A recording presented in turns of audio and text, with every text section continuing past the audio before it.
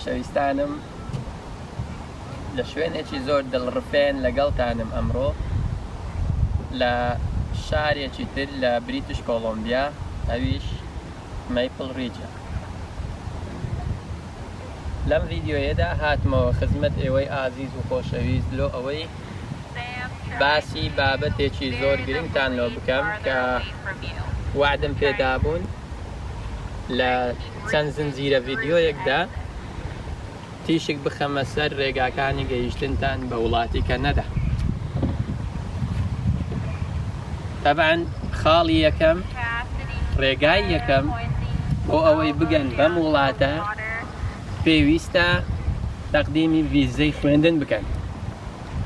یەکەمین ڕێگا بۆ هاتن بۆ ئەم وڵاتە دەتوانن لە ڕێگای خوێندنەوە بێن. بێگومان وەرگرتنی ڤیزەی خوێندن هاتنتان بۆ وڵاتی کەنەدا پێویستی بە چەند هەنگاوێکی زۆر گرنگ هەیە، پێویستان بە چەند دۆکیومنتێک هەیە بۆ ئەوەی ڤیزەکەتان ڕافزینێتەوە و ڤیزەکە بەدەست بێنن. یەکەمین شێت کەوا زۆر گرنگە ئیحتیمامی پێ بدەن بۆ وەرگرتنی ڤیزەی خوێندن، دەبێ ئاستی زمانی ئینگلیزیت بەرز بکەیت، خۆت فێری زمانی ئینگلیزی بکەیت، چونکە ئەم وڵاتە زمانی یەکەمی زمانی ئینگلیزیە و دووەمین زمانی فەرمی زمانی فەرەنسیە. جا ئەگەر بێت و بتەوێت بۆ خوێندن بێ، یان دەبی بە زمانی ئینگلیزی بخوێنی یان بە فەرەنسی. بە زمانی ئینگلیزی پێویستت بە تێستی زمانی ئینگلیزی هەیە بۆ ئەوەی ئاستی زمانی ئینگلیزیت دیاری بکەیت بۆ حکوومەت بۆ ئەوەی ڤیزەت پێ بدەن. هەروەها بۆ کۆلێژ و زانکۆکانیش ئەگەر بێت و ئاستی زمانی ئینگلیزیت باش نەبی، بۆ نمونە لە تێستی ئایلس، لەم تێستە دەبیتن لە 6 کەمترت نەبی و ئۆڤەرۆڵ معدلت کۆی گشتیت 6.5 بی. زۆرینەی کۆلێژەکان زانکۆکان لە وڵاتی کەنەدا داوای 6.5 لە ئایلس لێت دەکەن. جا باشترین شت بۆ ئەوەی ئاستی زمانی ئینگلیزیت بەرز بکەیەوە پێویستە بە زووترین کات بچیە کۆلێژێک، بچیە سەنتەرێکی زمان لە وڵاتەکەی خۆت لە شارەکەی خۆت بۆ ئەوەی ئاستی زمانی ئینگلیزیت بەرز بکەیەوە. ئەمەیان کلیلی وەرگرتنی ڤیزەی خوێندنە. زۆر گرنگە ئاگات لێبی ئاستی زمانی ئینگلیزیت هەر کاتێک گەیشتە 6.5 بێ هیوا مەبە لە وەرگرتنی ڤیزەی کەنەدا، بۆ ئەوەی ئەگەر بێت و 5 بینی یان 5.5 وتینا لە هەندێک سێکشنەکان، بۆ نمونە ئایلس 4 سێکشنی 4 بەشی سەرەکی هەیە: لیسنینگ، سپیکینگ، رایتینگ، ریدینگ.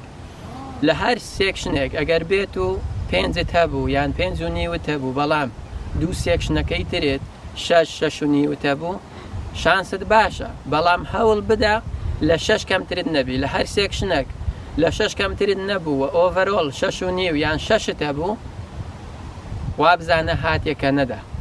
و لێرانەش کە کاتێک ڤیزەت وەرگرت و گەیشتیە ئەم وڵاتە، لە کۆلێژەکەی خۆت تێستی زمانی ئینگلیزی خۆیان هەیە، ئیمتیحانەکەت پێ دەکەنەوە لۆ ئەوەی دڵنیابن لە ئاستی زمانی ئینگلیزیت. ئەو کاتە سەیر دەکەن، لێژنە سەیر دەکاتن لە مستەوای زمانی ئینگلیزیت. ئەو کاتە بڕیار دەدەن پێویستت بە کۆرسی زمانی ئینگلیزی هەیە لە وڵاتی کەنەدا لە کۆلێژەکەی خۆت یا لە زانکۆکەی خۆت، یاخود نا، ئەگەر پێویستت بوو ئەو کاتە کۆرسێکی تر دەخوێنی بۆ ئەوەی زمانت بەرز بکەیەوە و ئاستی خۆت بگەینە 6.5 لە تێستی ئایلسدا. ئەمە خاڵی یەکەم بە نیسبەت وەرگرتنی ڤیزە.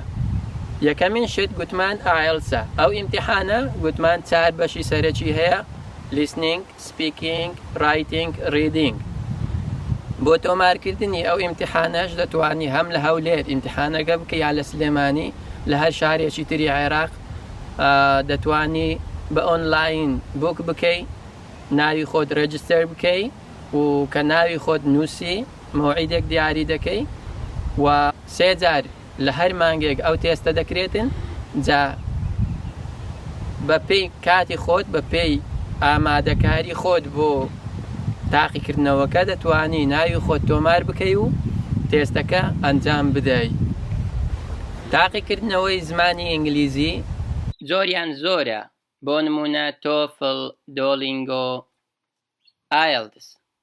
من لێرە بە درێژی ڕێنماییەکانتان پێدەدەم و باسی تاقیکردنەوەی ئایلتستان بۆ دەکەم. تاقیکردنەوەی ئایلتس ئاماژەم پێدا لە 4 بەشی سەرەکی پێک دێتن و بەشی یەکەم کە سپیکینگ قسەکردنە لە ڕۆژێکدا ئیمتیحانەکەت دەکەن، تاقیکردنەوەکە ئەنجام دەدرێت لە 1 ڕۆژ و 3 بەشەکەی تر لە ڕۆژی دووەم ئەنجام دەدرێت. ئاگادار بە لە کاتی خۆی بچێت تاقیکردنەوەکە و قەلەم و پێداویستی تاقیکردنەوەش لەگەڵ خۆت ببەی و سترێسیش پەیدا مەکە، هەوڵ بدە زۆر بە ئارامی و بچێ ناو تاقیکردنەوەکە و لە هۆڵی تاقیکردنەوە تەرکیزت لەسەر ئیمتیحانەکە بی. فکرێت بۆ هیچ شتێکی تر نەڕوە، لەبەرەوەی لە هەر چرکەیەک خەیاڵت بڕواتێن لەوانەیە وەڵامی پرسیارێک تا 3 پرسیار لەدەست دەدەیت.